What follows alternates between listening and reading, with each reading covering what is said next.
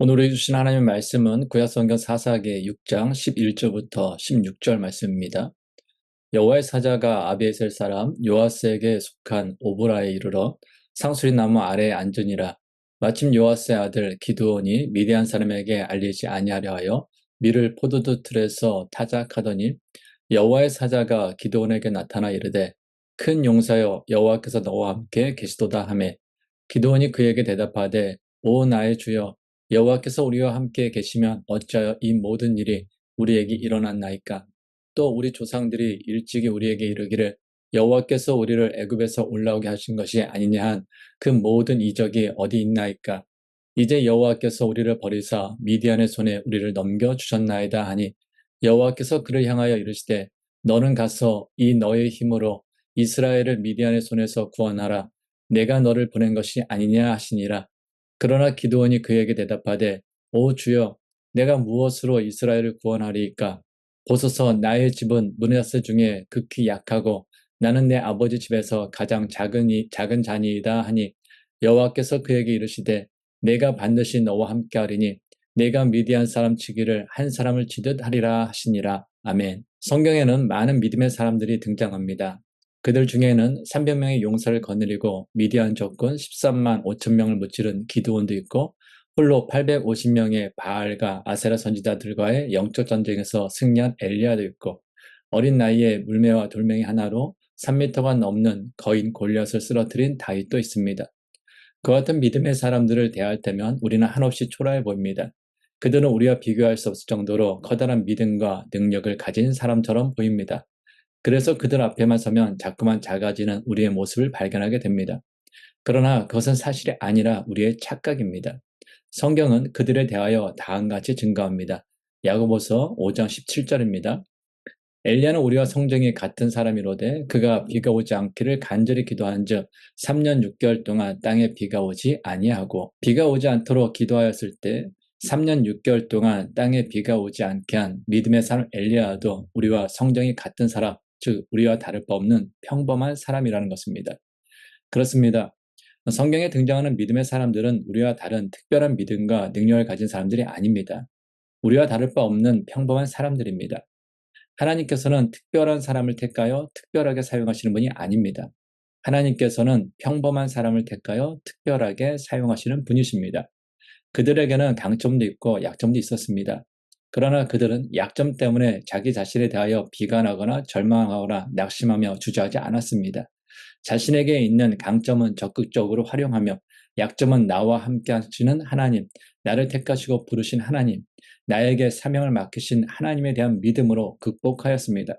그 결과 그들은 하나님 안에서 위대한 믿음의 사람으로 살았던 것이며 성경은 그들을 위대한 믿음의 사람으로 증거하고 있는 것입니다. 그래서 우리는 성경에 나오는 믿음의 사람들을 볼 때마다 위로와 격려를 얻을 수 있습니다. 혹 때로는 좌절하고 절망 가운데 넘어져 있다 하더라도 다시 일어설 수 있습니다. 왜냐하면 성경에 나오는 믿음의 사람들은 우리와 다를 바 없는 평범한 사람이며 그들과 함께 하시는 하나님께서는 우리와도 늘 언제나 함께 하시는 분이시며 그들을 택하시고 부르시고 사명을 맡기신 하나님께서는 우리를 택하시고 부르시고 우리에게 사명을 맡기시는 분이시기 때문입니다. 그리고 무엇보다도 그 하나님은 오늘 우리의 아버지가 되어주신 분이시기 때문입니다. 그래서 오늘부터는 성경에 나오는 믿음의 사람들을 살펴보려고 합니다. 성경에 나오는 믿음의 사람들이 경험하였던 인생의 문제들은 오늘을 살아가는 우리들 역시 경험하게 되는 문제들입니다. 그로 인해 스트레스 받고 낙심하고 상처받고 아파하고 또한 좌절하는 그것이 우리의 현실입니다. 그러나 성경에 나오는 믿음의 사람들이 그 모든 것들로부터 승리하였다면 우리 역시 인생의 모든 문제들로부터 승리할 수 있습니다.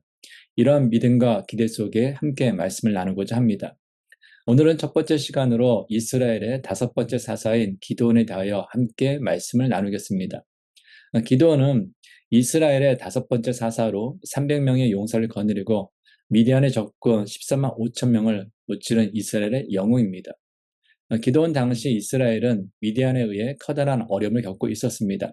사사기 6장 2절 하반절부터 6절입니다. 이스라엘 자손이 미디안으로 말미암아 산에서 웅덩이와 굴과 산성을 자기들 위하여 만들었으며 이스라엘이 파종한 때면 미디안과 아말렉과 동방 사람들이 치러 올라와서 진을 치고 가사에 이르도록 토지 소산을 멸하여 이스라엘 가운데에 먹을 것을 남겨두지 아니하며 양이나 소나 나귀도 남기지 아니하니 이는 그들이 그들의 짐승과 장막을 가지고 올라와 메뚜기 떼같이 많이 들어오니 그 사람과 낙타가 무수함이라. 그들이 그 땅에 들어와 멸하려 하니 이스라엘이 미디안으로 말미암아 궁핍함이 심한지라. 이에 이스라엘 자손이 여호와께 부르짖었더라. 아브라함에게는 모두 8명의 아들들이 있었습니다. 하갈에게서 낳은 이스마엘, 사라에게서 낳은 이삭, 그리고 사라가 죽은 뒤 후초로 얻은 그두라에게서 낳은 시므란과 또한 욕산과 또한 무단과 미디안과 이스박과 수아까지 모두 8명의 아들들이 있었습니다. 이스마엘은 이삭이 젖을 뗀 후 하갈과 함께 아브라함을 떠났습니다. 이후 아브라함은 이삭에게 땅의 소유권을 주기 위해서 나머지 6 아들들을 동쪽으로 보냈는데 그중 한 명이 미디안입니다. 그런데 매년 추수 때가 되면 미디안의 후손들이 이스라엘을 휩쓰며 곡식을 빼앗고 사람들의 집을 파괴했습니다. 나중에는 상황이 극도로 나빠져서 이스라엘 사람들은 자기 집에서 살지 못하고 산 꼭대기에 올라가 거기에 웅덩이와 굴과 산성을 만들어 숨어야 할 정도였습니다. 또한 미디안은 밭에 씨앗을 뿌리는 파종할 때가 되면 메뚜기 떼같이 쳐들어와서 이스라엘 사람들이 먹을 것을 남겨두지 않고 모두 약탈해 갔습니다. 이와 같은 고통을 이스라엘 사람들은 무려 7년 동안 경험하였습니다. 이때 이스라엘 사람들을 생계는 물론 목숨까지 걱정해야 할 판이었습니다. 기도원 역시 다른 사람들과 같은 처지에 놓여 있었습니다. 오늘 본문 11절입니다. 여호와의 사자가 아비에셀 사람 요아스에게 속한 오브라에 이르러 상수리 나무 아래에 앉으니라. 마침 요아스의 아들 기드온이 미디안 사람에게 알리지 아니하려 하여 밀을 포도주 틀에서 타작하더니 여호와의 사자가 기드온을 찾아왔을 때 기드온은 밀을 타작하고 있었습니다. 그런데 좀 이상합니다. 원래 밀 타작은 넓은 마당이나 타작 위에 만든 뜰에서 타작용 마차나 소를 끌고 하는 것인데 지금 기드온은 밀을 좁은 포도주 틀에서 타작하고 있습니다. 그 이유가 무엇입니까? 11절 중반절에 보니까 기드온이 자신이 타작하는 모습을 미디안 사람들에게 들키지 않으려고 몰래 숨어서 좁은 포도주 틀에서 타작하고 있었던 것입니다. 무엇을 의미하는 것입니까? 현재 기드온은 미디온이라는 적에 들키지 않으려고 눈치를 보는 옹색하고 두려움에 가득한 삶을 살고 있었다라는 것입니다. 기드온은 약간의 곡식이라도 건져보려고 좁은 포도주 틀에 숨어 타작을 하고 있는 나약한 인간의 모습을 보여줍니다. 이러한 기드온의 모습을 보면 어떤 생각이 드십니까? 한심해 보이십니까? 걱정처럼 보이십니까? 근데 사실 우리 역시 그렇지 않습니까? 사실 우리는 기드온에게서 우리 자신의 모습을 볼 수 있습니다. 전쟁터와 같은 세상, 강한 자만이 살아남을 수 있는 이 세상에서 살아가다 보면 때로는 약간의 이익이라도 더 얻기 위하여 눈치 보고 옹색하고 나약한 자기 자신의 모습을 발견할 때가 있지 않습니까? 그럼에도 가족과 자기 자신을 위하여 어쩔 수 없이 그렇게 세상과 타협하고 자신과 타협하고 살아가는 자기 자신을 발견할 때가 있지 않습니까? 이런 점에서 볼 때 기드온과 우리는 크게 다르지 않습니다. 절망적인 상황을 계속해서 겪다 보면 다른 사람 눈치 보고 자기 자신만 생기는 옹졸한 인생이 되는 것, 그것이 평범한 사람의 모습 중에 하나입니다. 기드온이 바로 그러한 사람이었습니다. 오늘 본문 13절입니다. 기드온이 그에게 대답하되 오 나의 주여 여호와께서 우리와 함께 계시면 어찌하여 이 모든 일이 우리에게 일어났나이까? 또 우리 조상들이 일찍이 우리에게 이르기를 여호와께서 우리를 애굽으로 올라오게 하신 것이 아니냐 한 그 모든 이적이 어디 있나이까? 이제 여호와께서 우리를 버리사 미디안의 손에 우리를 넘겨주셨나이다 하니 또한 기드온은 여호와의 사자를 만나자마자 억울함을 쏟아놓았습니다.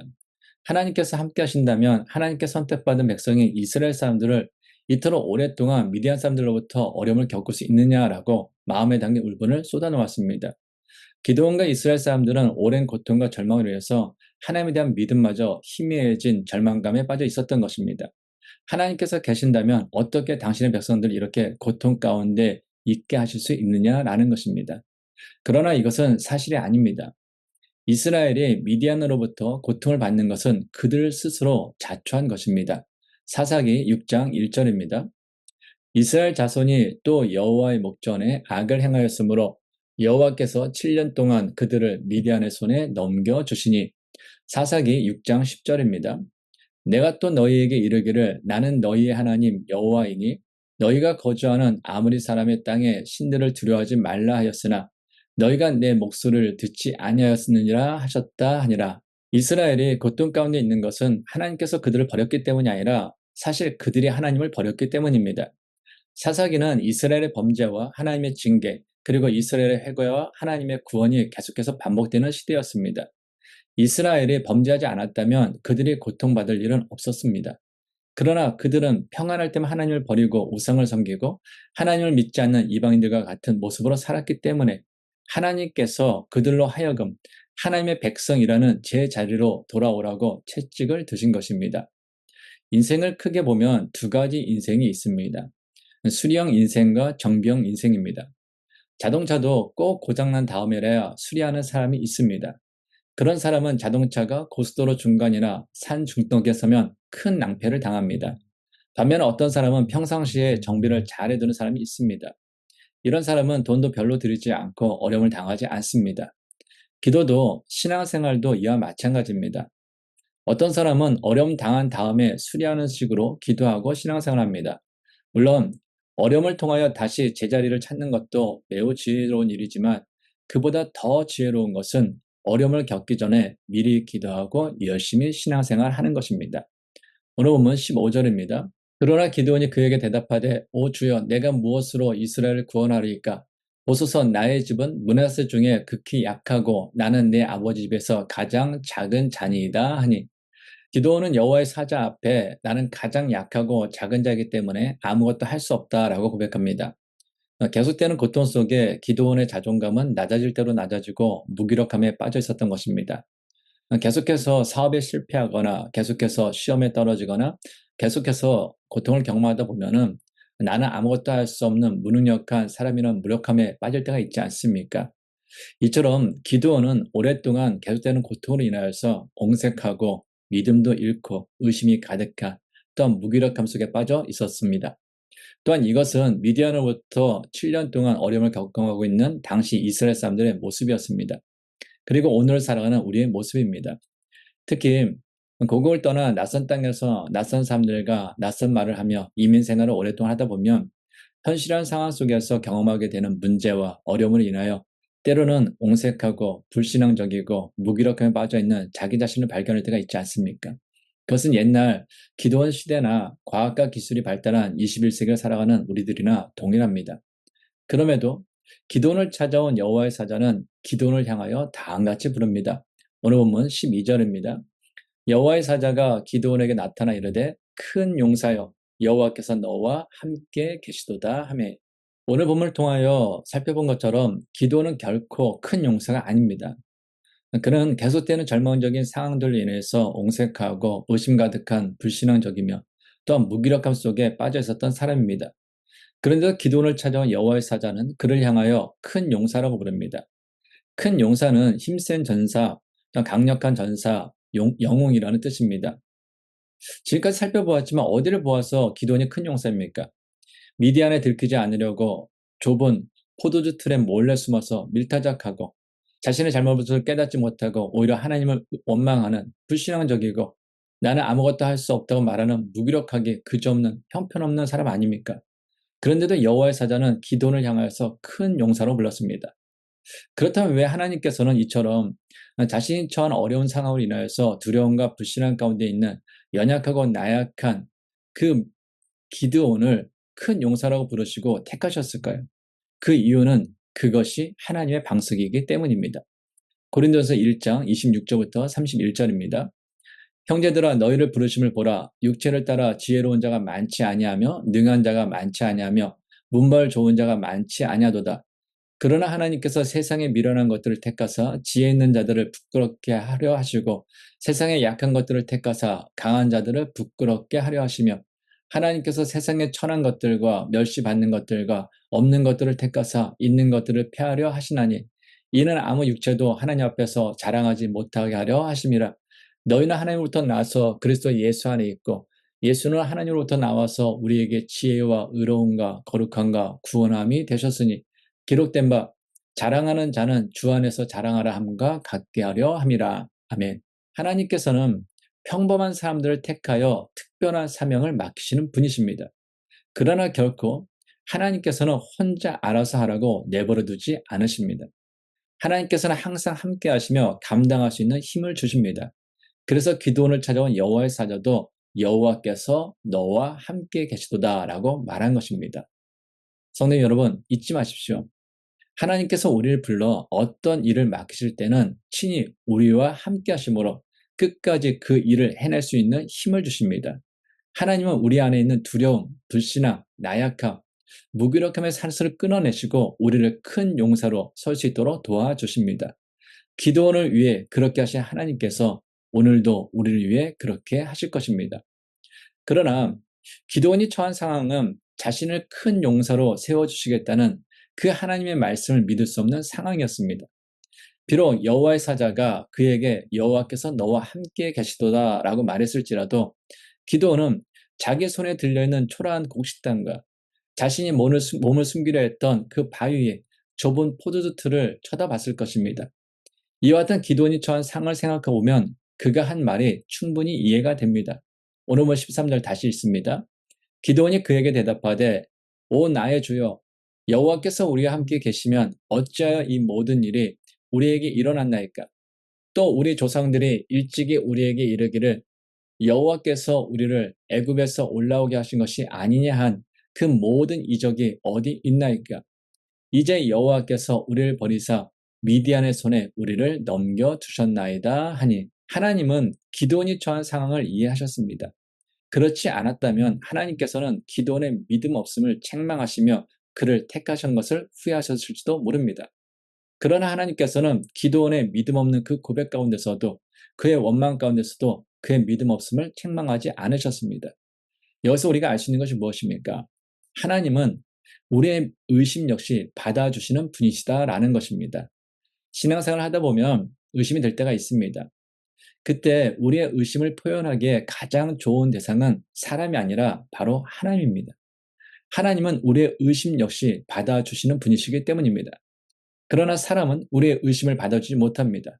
믿음이 없다라고 책망하거나 아니면 함께 불신앙의 자리로 내려가 주저앉기 때문입니다.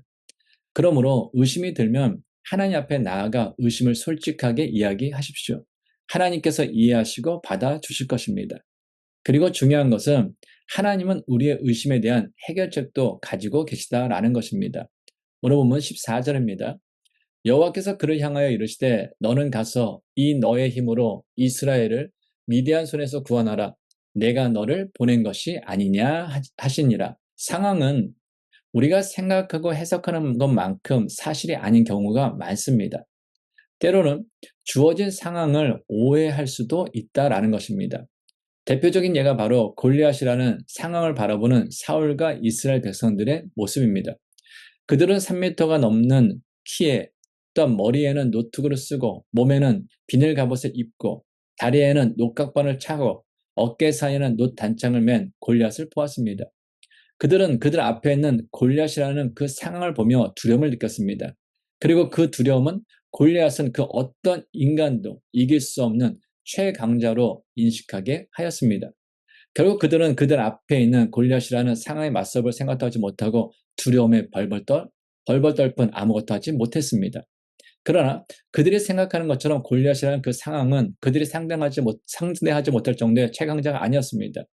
그들이 무시하는 소년 다윗이 물매와 독령이 하나로 무너뜨릴 정도로 골리앗은 그들과 다름 바 없는 한삼에 불과했습니다. 이처럼 상황이라는 것은 생각하고 해석하는 것만큼 사실이 아닌 경우가 많습니다. 상황이 나쁘다고 해서 결국에 나쁜 것이 아닙니다. 상황이 나쁘다고 해서 시도조차 하지 못할 것이 아니다라는 것입니다. 그럼에도 많은 사람들이 상황 때문에 두려워하고 상황 때문에 의심하는 경우가 많습니다. 그러므로 우리는 상황이 아니라 사실을 붙잡아야 합니다. 의심이 일어날 때 상황을 보지 말고 하나님께서 하신 말씀을 보아야 합니다. 하나님께서 하신 그 말씀은 사실이기 때문입니다. 혹시 자신이 사랑받지 못한다라고 느껴진다면 로마서 5장 8절에 기록된 사실을 보십시오. 로마서 5장 8절입니다. 우리가 아직 죄인 되었을 때 그리스도께서 우리를 위하여 죽으심으로 하나님께서 우리에 대한 자기의 사랑을 확증하셨느니라. 아멘. 미래에 염려가 된다면 하나님께서 약속하신 예레미야 29장 11절에 기록된 사실을 보십시오. 예레미야 29장 11절입니다. 여호와의 말씀이니라 너희를 향한 나의 생각을 내가 안 하니 평안이요 재앙이 아니니라. 너희에게 미래와 희망을 주는 것이니라. 아멘. 내게 필요한 것들 어떻게 채워질까 막막하다면 빌립보서 4장 19절에 기록된 사실을 보십시오. 빌립보서 4장 19절입니다. 나의 하나님이 그리스도 예수 안에서 영광 가운데 그 풍성한 대로 너희 모든 쓸 것을 채우시리라. 아멘. 의심의 근거는 상황이지만 믿음의 근거는 사실입니다. 그러므로 우리는 상황을 바라보지 말고 하나님의 말씀에 기록된 사실을 바라보아야 합니다. 오늘 보면 15절입니다. 그러나 기드온이 그에게 대답하되 오 주여 내가 무엇으로 이스라엘 구원하리이까? 보소서 나의 집은 므낫세 중에 극히 약하고 나는 내 아버지 집에서 가장 작은 자니이다 하니 여기서 우리는 기드온의 자기 인식에 대하여 알 수 있습니다. 기드온은 자기 집에서 가장 작은 자였고 그의 집은 지파 중에서 가장 작았으며 그의 지파는 이스라엘 지파 중에서 또한 가장 작았습니다. 기드온의 자기 자신에 대한 인식은 틀리지 않았습니다. 그런데 문제는 자기 자신에 대하여 있는 그대로 보았지만 하나님께서 함께 하실 때 어떤 일이 가능한지는 보지 못했다라는 것입니다. 자신이 처한 상황을 제대로 인식하는 것은 중요합니다. 그러나 하나님을 빼놓고 상황을 봐서는 안 됩니다. 사실 하나님께서 어떤 사명을 맡기실 때 그것을 감당한 능력을 가지고 태어난 사람은 아무도 없습니다. 그러므로 우리는 자기 자신의 모습에 대하여 낙담할 것이 아니라 우리를 택하시고 부르시고 사명을 맡기신 그 하나님에 대한 기대를 가져야 합니다. 실제로 300명의 용사로 13만 5천 명이나 되는 군사와 싸우는 것은 불가능한 일입니다. 400대 1의 싸움에서 이긴다라는 것은 도저히 상상할 수 없는 일입니다. 그런데 결국 기드온과 300명의 용사는 미디안의 13만 5천 명이라는 그 군사와의 싸움에서 이겼습니다. 400대 1의 싸움에서 승리했습니다. 그 이유가 무엇입니까? 하나님께서 기드온을 위해 일하셨기 때문입니다. 사사기 6장 34절 상반절입니다. 여호와의 영이 기드온에게 임하시니 기드온이 300명의 용사로 13만 5천 명이나 되는 미디안 군사의 전투에서 승리할 수 있었던 것은 하나님께서 그를 위해 싸우셨기 때문입니다. 결코 그의 능력이나 그의 힘이 아니었다라는 것입니다. 하나님께서는 스가랴 선지자를 통하여서 다음같이 말씀하셨습니다. 스가랴 4장 6절입니다. 그가 내게 대답하여 이르되 여호와께서 스룹바벨에게 하신 말씀이 이러하니라. 만군의 여호와께서 말씀하시되 이는 힘으로 되지 아니하며 능력으로 되지 아니하고 오직 나의 영으로 되느니라. 아멘. 인생을 살아가다 보면 오랫동안 꿈꿔오던 소망이 산산이 부서지는 순간이 있습니다. 때로는 소망을 방해하는 사람들로 인하여서 괴로울 때도 있습니다. 때로는 불안한 미래로 인해서 앞이 캄캄할 때도 있습니다. 그러나 우리는 그때마다 입술을 열어 이는 힘으로 되지 아니하며 능력으로 되지 아니하고 오직 나의 영으로 되느니라고 고백해야 합니다.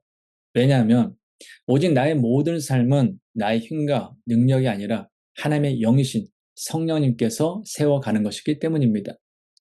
세상을 살아가다 보면 기드온처럼 자기 자신이 한없이 초라하고 무능력하게 느껴질 때가 있습니다. 그로 인해 때로는 하나님에 대한 의심이 생길 때도 있습니다.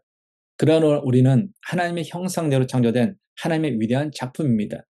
하나님께서 우리가 우리 자신을 바라보는 것보다 우리를 큰 용사와 같이 존귀한 존재로 바라보십니다.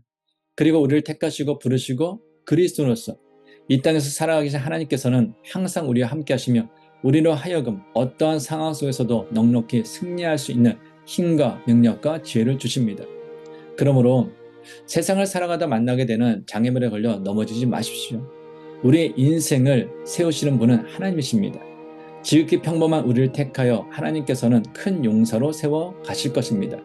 그러므로 사도 바울처럼 어떤 상황 속에서도 내게 능력 주시는 자 안에서 내가 모든 것을 할 수 있느니라고 고백하며 하나님께서 주신 오늘이란 이 귀한 선물을 강하고 담대함으로 또한 감사함으로 찬양으로 세워나가는 귀한 믿음의 사람이 되기를 바랍니다. 하나님 아버지, 광야 같은 세상을 살아가다 보면 뜻하지 않은 어려움과 장애물로 인하여 좌절과 절망하며 무기력함 속에 넘어질 때가 있음을 고백합니다.